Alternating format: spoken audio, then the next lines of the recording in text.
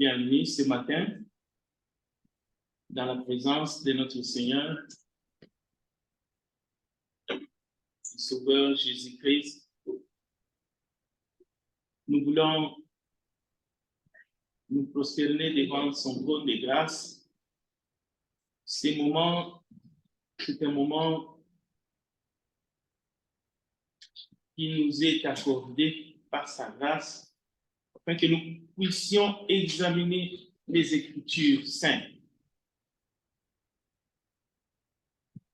Et le sujet, c'est « Il n'y a pas des effets sans cause ». Lorsque nous voyons un arbre avec des branches en santé, les feuilles vertes, nous savons qu'il y a des racines. Parce que c'est à travers ces racines, les racines de cet arbre, que tout ce qui est comme nutrition peut arriver jusqu'aux feuilles. L'arbre produit même des fruits en abondance. Lorsque nous voyons la fumée, nous devrions savoir qu'il y a du feu quelque part. Mais souvent, ce qui arrive, c'est que nous combattons la fumée, nous combattons les effets. Nous faisons des longs discours sur les effets, mais nous oublions ou nous ignorons la cause. Alors, ce matin, gardez ces thèmes, parce que nous allons conclure sur ces grands sujets. Rappelez-vous toujours, même dans la vie chrétienne, dans votre parcours, dans tout ce que vous faites, qu'il n'y a pas des effets sans cause. Alors, dans les jardins d'Éden, lorsque Dieu crée l'homme et la femme, ils sont dans un état de félicité. Ils sont créés parfaits, oui, doués de sagesse et d'intelligence, mais en même temps, ils sont libres. Ils ont le pouvoir de choisir. Mais la cause, pourquoi est-ce que les situations, même en ce qui concerne leur communion avec Dieu, tout va basculer, tout va changer. La cause, c'est la désobéissance, l'entrée du péché. Maintenant, nous pouvons disserter, nous pouvons passer du temps à étudier tel ou tel péché, tel ou tel phénomène, mais n'oublions pas la cause. Qui est la cause? Qu'est-ce qui a fait que tout a basculé? C'est l'inconduite, c'est l'infidélité humaine, c'est le péché que l'homme a commis qui va faire que tout. Alors, lorsque nous entrons dans notre sujet, parce que nous voulons l'accomplir, dans tous les âges,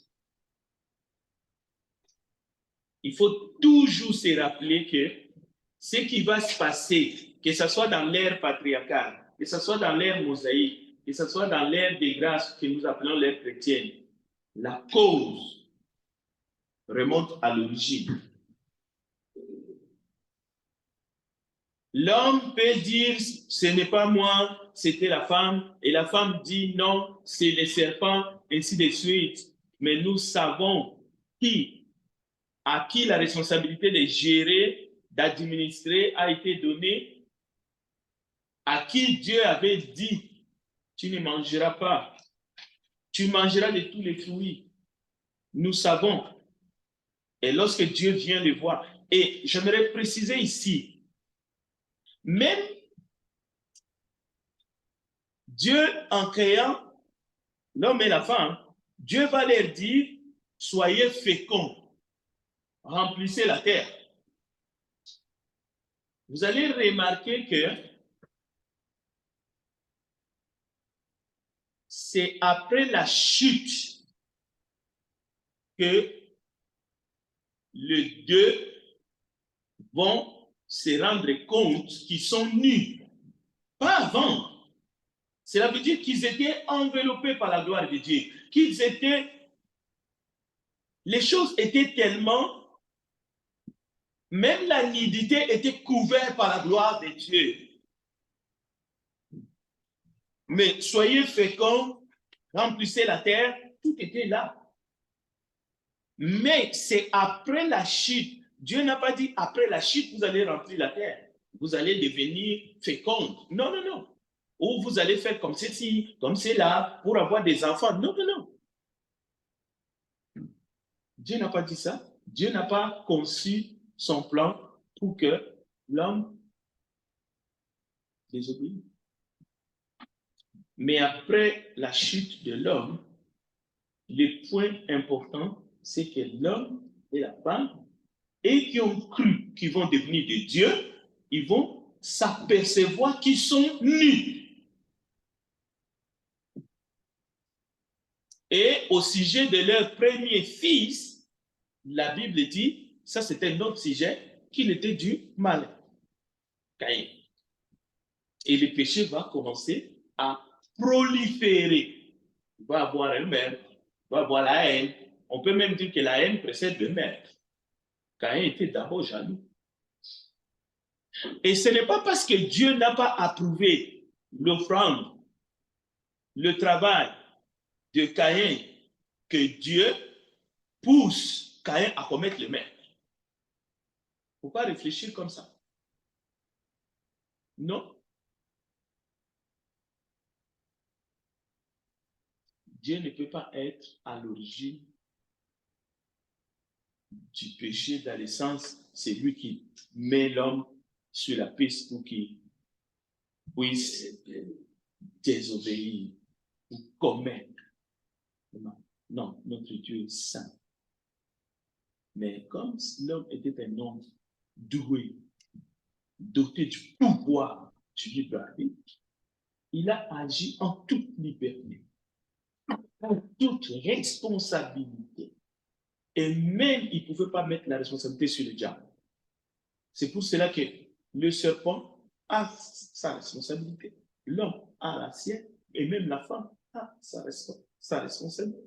Ainsi de suite, chacun portera sa charge. Chacun. Et on ne peut pas faire porter à Dieu le chapeau. Ça doit être clair. Maintenant, entrons dans notre texte. Il n'y a pas des effets sans cause. Il n'y en a pas dans toute situation. Il faut chercher la cause. Alors, dans 1 Samuel, cherchez dans votre Bible, 1 Samuel chapitre 8, ici c'est une épisode. Nous venons de... On peut remonter. Écoute, on peut aller même dans les ciels. Juste avec cette affirmation, il n'y a pas des effets sans cause. Lucifer était créé de la manière parfaite. Il avait des responsabilités que les autres anges n'avaient même pas. Ce qui va lui pousser à faire ce qu'il a fait, il n'aura qu'à s'apprendre à lui-même, mais pas à Dieu. Et jamais. Alors, 1 Samuel chapitre 8, disons, les textes, cet épisode, si vous avez, lisez à partir des versets premiers jusqu'au verset 10.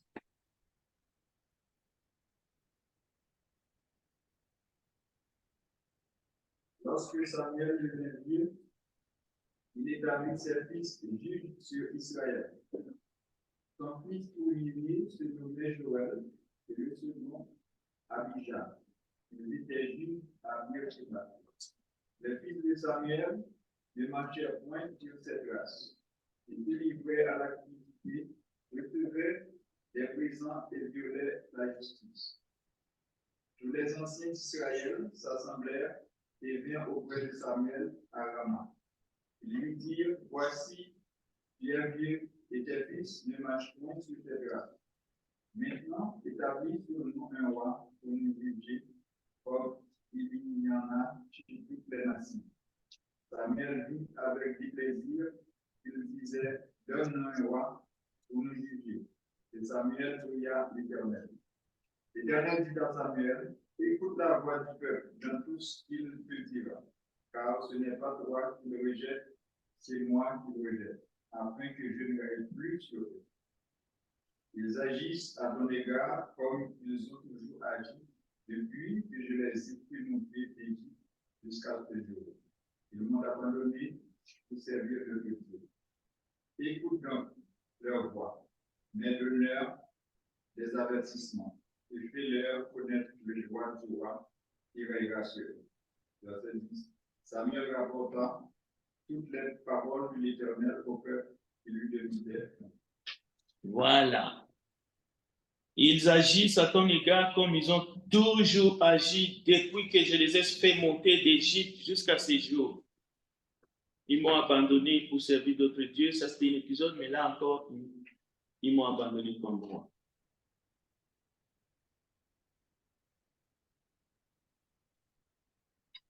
Le fait que les enfants de Samuel ne se comportaient pas dignement, en écoutant ce texte, le peuple a raison de dire que les enfants de Samuel ne se comportaient pas correctement.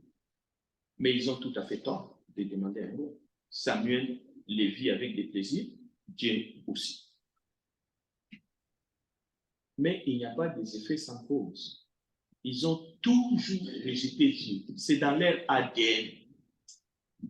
Nous allons découvrir c'est dans l'ADN humain, depuis le jardin d'Éden, de toujours aller à la contre de la volonté de Dieu. Maintenant, ramener Dieu dans la scène, dans la boue, en disant que c'est parce qu'il n'a pas fait ceci, parce qu'il n'a pas fait cela, parce qu'il n'a pas réprimandé. Donc, tous ces comportements-là, des gens qui ont abandonné Dieu, parce que nous allons voir les conséquences lorsqu'on abandonne Dieu, lorsqu'on le rejette. Il n'y a pas une conséquence, il y a plusieurs conséquences. C'est cela que nous appelons le péché. Et ce péché-là prend toutes les formes. Donc l'homme, c'est l'ingéniosité humaine de multiplier le mal, oui, avec l'instigateur que nous connaissons, dépasse notre imagination. Mais nous ne devons pas commettre un énième péché d'amener Dieu, d'attirer Dieu dans la boue. Tu ne peux pas avoir le beurre et l'argent du beurre en même temps. C'est ça que nous devons faire tous dans notre marche, même dans notre marche de foi. Souvent, nous cherchons à nous justifier. Et nous citons Dieu. Alors qu'Israël ne citait pas le nom de Dieu en vain. L'être humain aujourd'hui, il veut s'auto-justifier, il veut montrer qu'il est quelque chose, qu'il est bon au fait, c'est Dieu qui a mal fait. Bon, deuxième texte, c'est la suite. Rapidement, écoutez. Maintenant, nous parlons ici du droit, des droits. Le verset 11. Voici quel sera le droit du roi qui régnera sur vous. Ce n'est pas le roi que Dieu met ou que Dieu avait prémédité. Non, ils ont réclamé. Maintenant, suivons les rois. Les droits. Vous allez voir que ces droits-là, ce n'est pas Dieu qui, dans un coin du paradis là-bas, il avait déjà planifié. Non, non, non. Ils ont imité les autres nations en mal. Parce que c'est les autres nations qui avaient ces rois et cette manière-là d'être administrés. Non, Israël est le peuple de Dieu, est le peuple élu de Dieu. C'est Dieu qui est allé les chercher dans la servitude en Égypte. Et même avant cela, avec son ami Abraham, Dieu avait déjà dit à Abraham, je ferai de toi une grande nation. Maintenant, et en regardant les autres peuples qui étaient sans Dieu, qui vivaient sans foi ni loi. Écoutez maintenant, Dieu dit, comme vous voulez avoir un roi comme les autres nations, regardez les droits que votre roi aura, mais qui doit être le même droit que les rois des autres nations. Parce qu'il faut qu'il règne sur vous. Parce qu'avant, c'est moi qui règne. Maintenant, vous ne me voulez pas. Alors, lisons. Écoutez, voici quel sera le droit du roi qui régnera sur vous. Parce qu'il faut qu'il règne.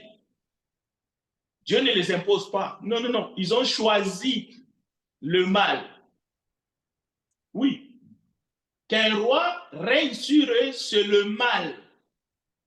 Comme ils ont toujours fait depuis l'Égypte. Comme aussi Adam a fait dans les jardins d'Éden et Ève. Il n'y a pas des effets sans cause. Il prendra vos fils et les mettra sur ses chars et parmi ses cavaliers, afin qu'ils courent devant son char. Un être humain qui court devant un char. Est-ce que ça, c'est une bénédiction? Est-ce que c'est vivable? Est-ce qu'aujourd'hui, on peut te prendre pour te mettre devant un char du roi ou de nos reines ici, toi tu cours devant? Tu dois courir plus vite qu'un char. Et les chars de l'époque ne pensaient pas que ça n'allait pas vite, ça allait vite. Parce que ces chars étaient tirés par des animaux. Alors, on continue la lecture.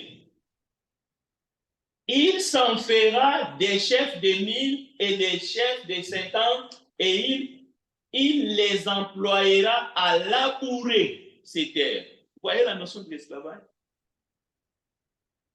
D'où ça vient? Écoutez, à récolter ces moissons. Et on peut continuer la lecture. À fabriquer ces armes de guerre. Ok, hein? Écoutez, et la tiraille de ces chars. Ils vont fabriquer, vous allez fabriquer. Il prendra vos filles. Les droits du roi que vous avez réclamé. Les rois prendront vos filles pour en faire de parfumeuses. Il faut étudier tout ça. Vous voyez? Des cuisinières et des boulangères.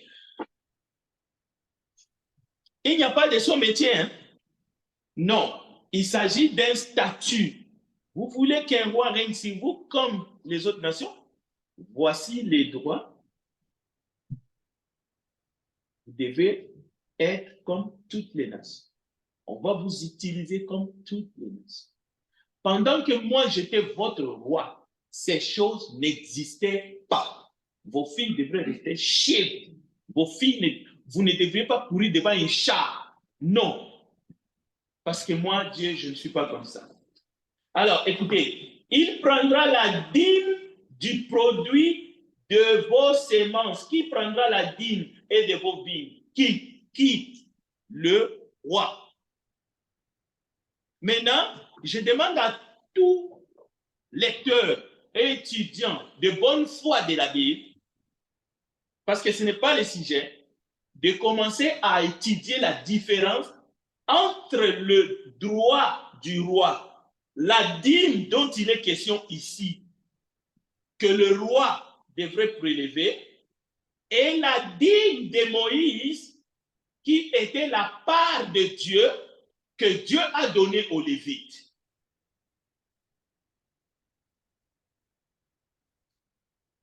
Ne sautez pas du lit, c'est-à-dire de votre gond, pour juste commencer à imaginer les choses sans une étude sérieuse.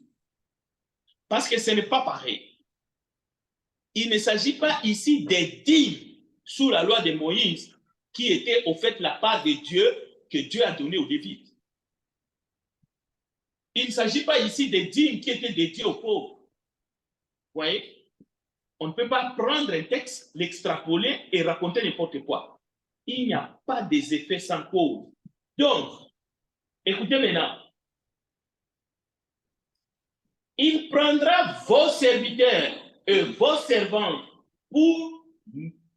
Il prendra vos serviteurs et vos servantes, vos meilleurs bœufs et vos ânes, et s'en servira pour ses travaux. Ce n'est pas de l'extorsion. Hein. Dieu est en train de les mettre en garde.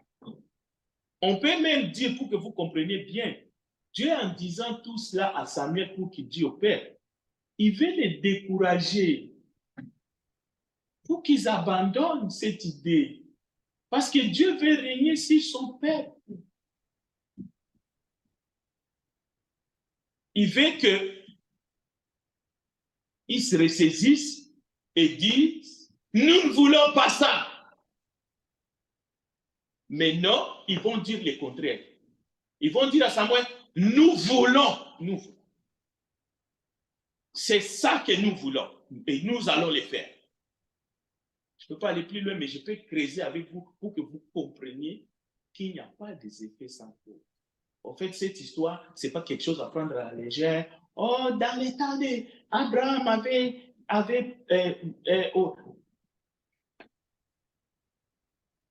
on commence d'abord par Abraham, par Isaac, Jacob, et puis on saute.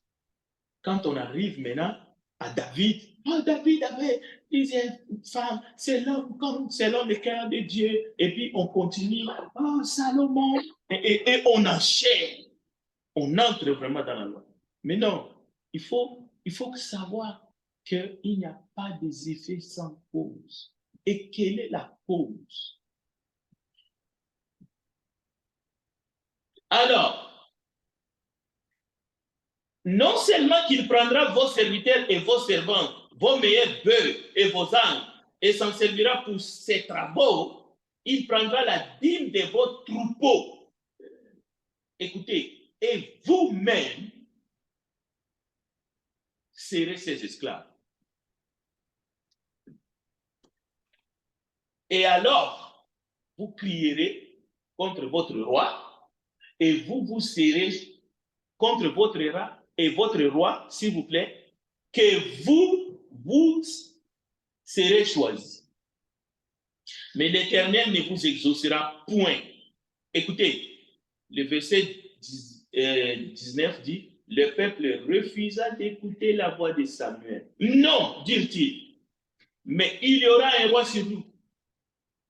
Et nous aussi, nous serons comme toutes les nations. Notre roi nous jugera. Il marchera à notre tête et conduira nos guerres. Les textes se trouvent sur le bulletin de ce matin. Vous pouvez les garder et les lire. Donc, à la dernière page, les textes, bulletin de ce matin. Donc, vous avez compris?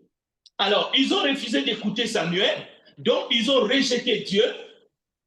Et les conséquences, c'est qu'ils ont choisi volontairement, ils ont choisi de se constituer volontairement comme esclaves de leur roi. Alors, dans une colonie où vous, vos filles, vos enfants, vos garçons, même vos animaux, on peut venir en prendre. Et le meilleur, on entre dans une société de permissivité où tout est permis. Mais tout est permis. Dans quel sens? Ce n'est pas dans le sens que Dieu autorise ces choses. Non, non, non. La cause, c'est le rejet de Dieu. C'est pour cela que nous allons voir aussi ce matin, dans la conclusion, qu'il y a l'adultère sexuel, c'est-à-dire à connotation physique, mais il y a aussi l'adultère spirituel, qui est le rejet de Dieu et qui est collé à Israël. Parce qu'Israël est adultère parce qu'il a rejeté Dieu. Il y a ces deux notions. Mais c'est la notion de l'adultère spirituel qui explique les phénomènes que nous allons voir sur le peuple d'Israël, des phénomènes contre nature. C'est que Dieu n'a pas prévu à l'origine. Les conséquences du rejet de Dieu, c'est ça qui a amené la polygamie en Israël.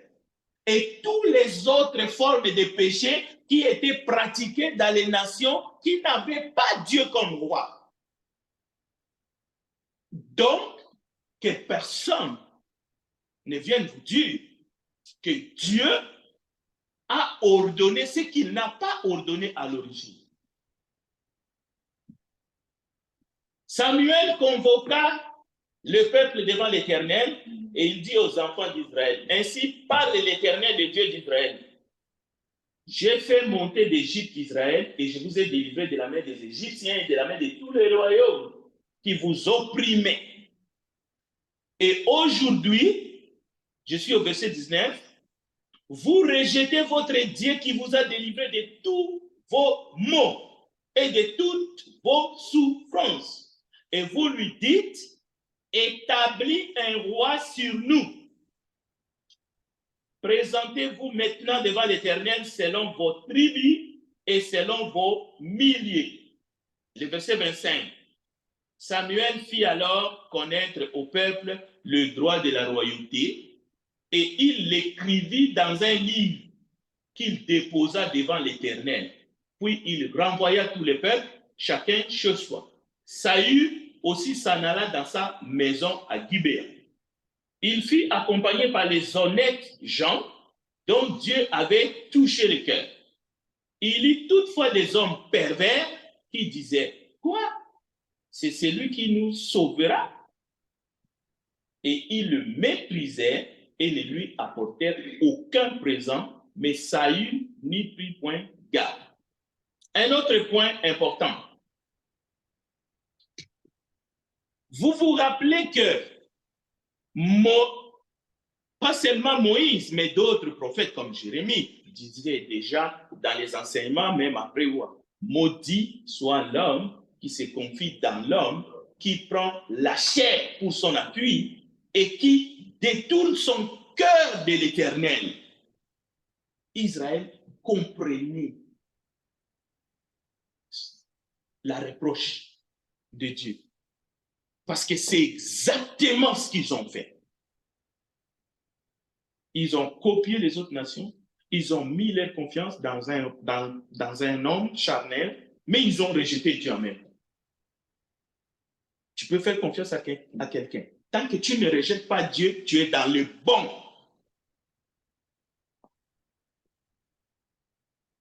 Sinon, aucune relation ne tiendra. Nous allons vivre l'égoïsme, mais l'égocentrisme, mais au plus haut point. Et d'ailleurs, c'est un péché qui mine nos sociétés. Parce que l'être humain est devenu un loup solitaire. Non, ce n'est pas ça l'idée. L'idée, c'est ici. Le contexte, c'est là. C'est Jérémie chapitre 17, verset 5.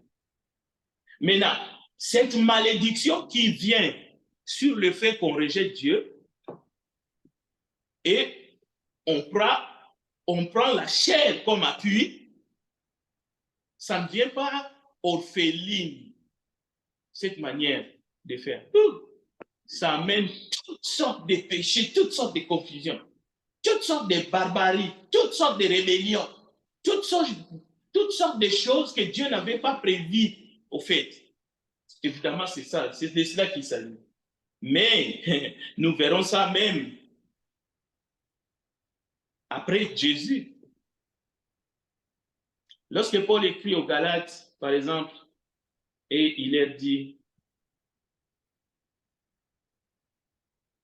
que ô Galates dépourvus de sens, qui vous a ensorcelé, vous, aux yeux de qui Jésus a été dépeint comme s'il y était crucifié parmi vous. Comment ça se fait? C'est aussi que les Galates, malgré toute la connaissance, malgré tout ce qu'ils ont vu, malgré tous les enseignements, et parmi eux, il y avait justement des chrétiens d'origine juive. Ils sont devenus fous. C'est-à-dire, ils ont quitté le message de l'évangile et ils ont commencé à penser qu'ils seront sauvés par l'application de la loi. C'est aussi une manière c'est une manière de rejeter Dieu. C'est pour cela que Paul est allé trop loin. Il a utilisé des mots comme dépourvus de sens. Parce qu'ils se sont laissés influencer par des enseignements erronés. Et lorsqu'on se laisse influencer par des enseignements erronés, on abandonne Dieu. On abandonne ses principes et sa parole. Ça, c'est un autre exemple. Mais nous allons voir que si votre désir de lire la Bible, d'étudier la Bible, de venir au culte dimanche matin, si vous remarquez que ces désirs-là baissent, sachez que vous êtes attaqué par les diables. Il veut éteindre votre foi. Parce que ces désirs-là ne devraient pas souffrir de quoi que ce soit. Souvent, vous allez remarquer par vous-même, et c'était la tentation aussi du peuple juif, qui disait non, nous voulons un Dieu qu'on voit, qui marche devant nous, qui nous donne, ainsi de suite. Mais dans notre état maintenant, par exemple, la fatigue. D'aucune façon, la fatigue peut devenir une excuse qui vous éloigne de Dieu. Au contraire, lorsqu'on est fatigué, lorsqu'on est malade, cela devrait nous rapprocher de Dieu. Plus que jamais. Lorsque vous vous sentez fatigué, c'est le moment où vous devez vous relâcher dans la prière. Pas vous relâcher dans le sens de dire non, maintenant je ne fais rien. Non, vous êtes attaqué à ce moment-là par lui. Alors, j'aimerais qu'un frère nous lit Hébreux 2, versets 1 à 3. Hébreux chapitre 2, versets 1 à 3, pour que nous puissions écouter, et c'est dans l'Épistolie aux Hébreux. Comment est-ce que Dieu, à travers son esprit, défend sa justice et sa sainteté, mais dans tous les temps, dans tous les âges. Parce que souvent, Dieu n'a rien fait. Dieu a laissé faire. Dieu a permis. Écoutons, Hébreux chapitre 2, versets 1 à 3. C'est pourquoi nous devons d'autant plus nous attacher au message que nous avons sans cesse de peur d'être entraînés à notre perte. En effet, puisque la parole annoncée par l'intermédiaire des anges a été confirmée et que toute transgression et toute désobéissance ont reçu une juste sanction, comment échapperons-nous si nous négligeons un si grand salut? Ce salut annoncé d'abord par le Seigneur nous a été confirmé par ceux qui l'ont entendu. Merci, frère Emmanuel, pour la lecture. Alors, nous avons vu dans notre développement sur ce sujet, et aujourd'hui nous allons finir cela, que le statut du roi David ne modifiait pas la loi que Dieu avait donnée à Moïse. En aucun cas.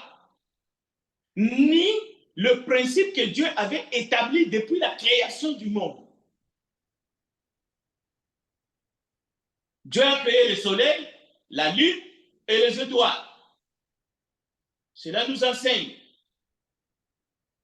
Il n'y a pas deux soleils, il n'y a pas deux lunes, et puis il y a les étoiles, une multitude d'étoiles. Et Dieu a comparé les enfants qu'il allait donner et même la nation qu'il allait donner à Abraham comme les étoiles du ciel.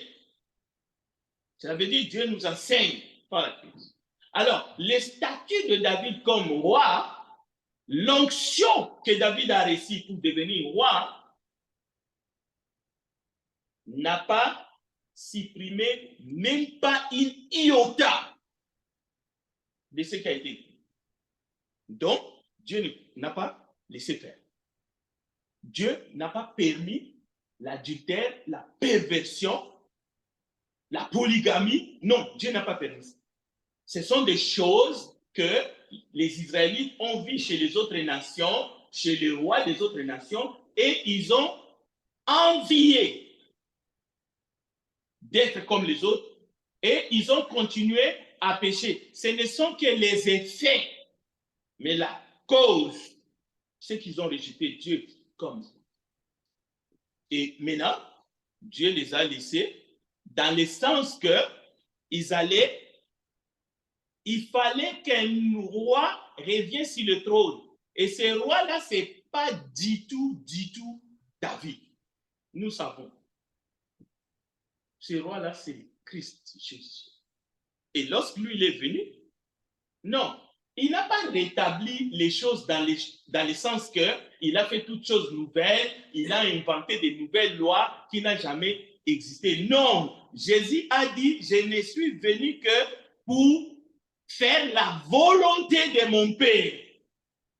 Cette volonté-là qui a été manifestée depuis l'origine, depuis la création.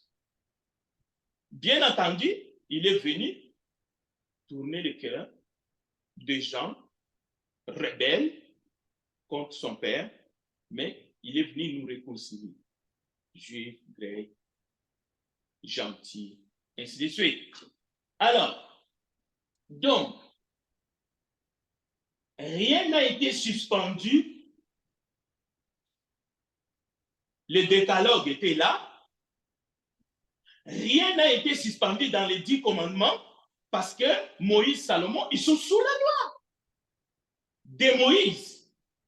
Rien n'est suspendu. Mais ils sont en train de marcher selon la chair. Ils sont en train de copier les nations environnantes. C'est pour cela, Hébreux chapitre 2 nous rappelle.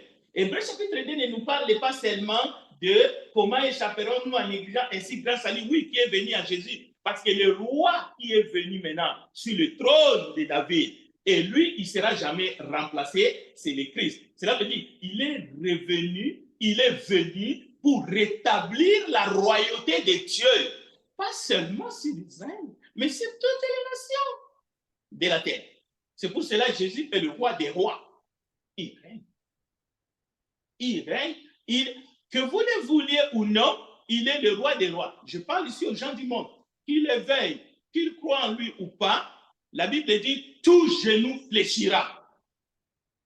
Écoute, si les démons fléchissent leurs genoux, qui que tu sois, tu vas fléchir tes genoux. Alors, prenons Matthieu 5 et on va terminer là. Matthieu chapitre 5, c'est notre dernier texte. Matthieu 5, 17. Bon, peut-être qu'on va dire un peu plus haut.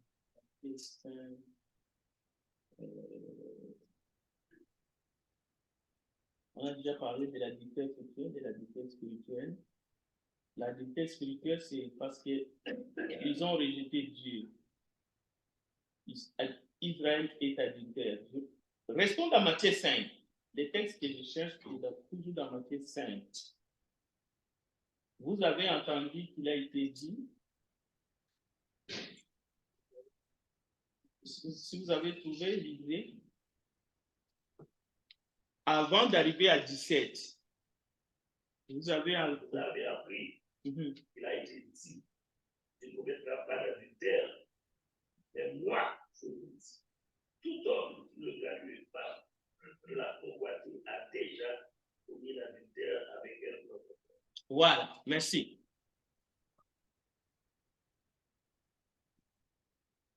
Quiconque, si quelqu'un vous dit, les femmes de David, excepté Bathsheba, n'appartenaient pas à quelqu'un d'autre, entre guillemets. Mais moi, je peux vous dire que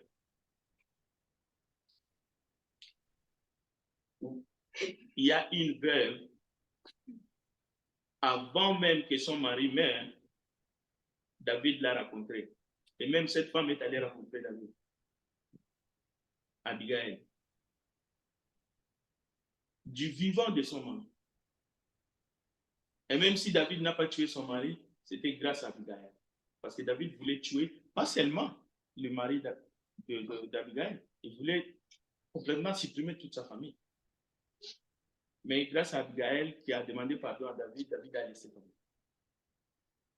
Mais nous savons nous tous que David avait le main sur le sang, avait du sang dans ses mains. C'est pour cela que Dieu n'a pas voulu qu'il puisse lui construire un.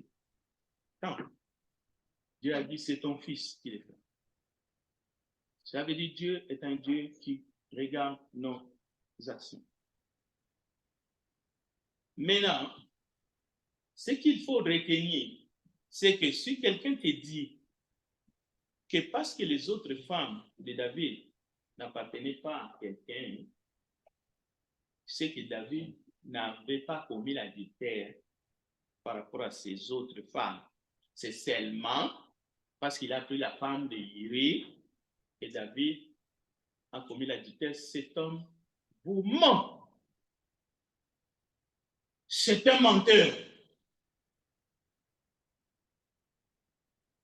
Parce que la question qu'il faut poser, justement dans les textes qu'Emmanuel vient de nommer ce matin, ce n'est pas David qui définit c'est quoi l'adultère, c'est Jésus-Christ. Et il nous donne la meilleure explication possible. Et il nous dit de fuir. Pas seulement l'adultère, l'injustité. Bien. Le point est, vous pouvez avoir déjà une femme dans votre vie. Là, c'est l'enseignement de Jésus. Et vous portez un regard vers une autre femme avant même de la prendre comme deuxième, troisième épouse. Mais cette action-là est condamnée par Jésus. Jésus appelle cela de l'adultère. Mais la même chose aussi, parce que Jésus dit quiconque. Vous pouvez être un jeune homme de 12 ans, de 13 ans, de 14 ans. Vous n'avez jamais été marié. Si vous portez un regard envers une femme mariée, sans l'avoir touchée, mais juste vous la convoitez, c'est Jésus qui dit, ce n'est pas Frédéric, que vous avez commis l'adultère dans votre cœur. Ce n'est pas moi. Et Jésus dit toujours la vérité. C'est comme ça qu'il faut comprendre les Écritures.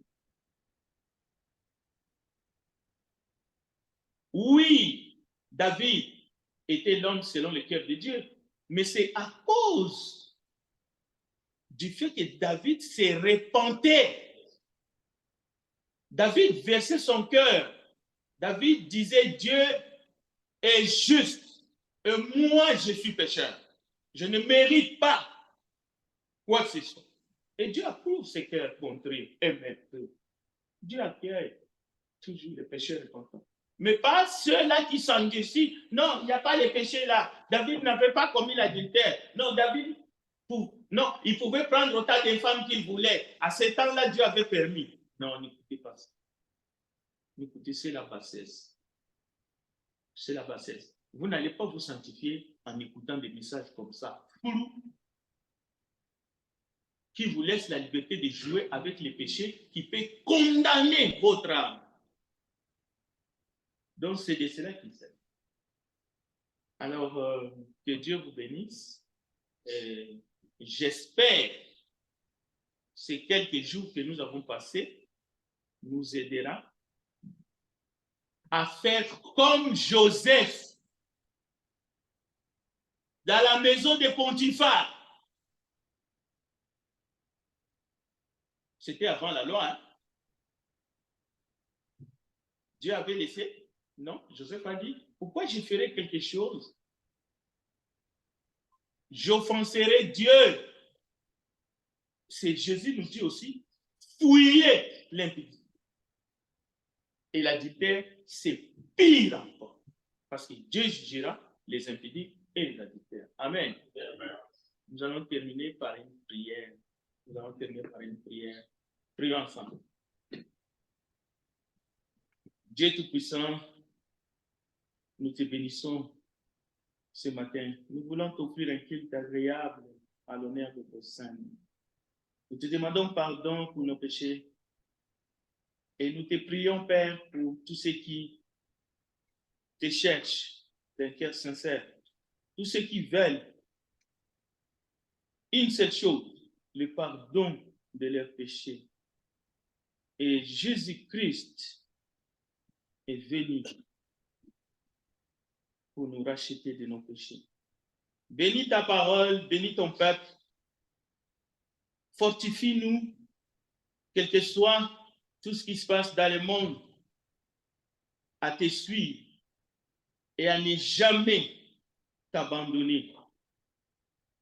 Nous te le demandons, Père, au nom de ton Fils Jésus-Christ. Amen.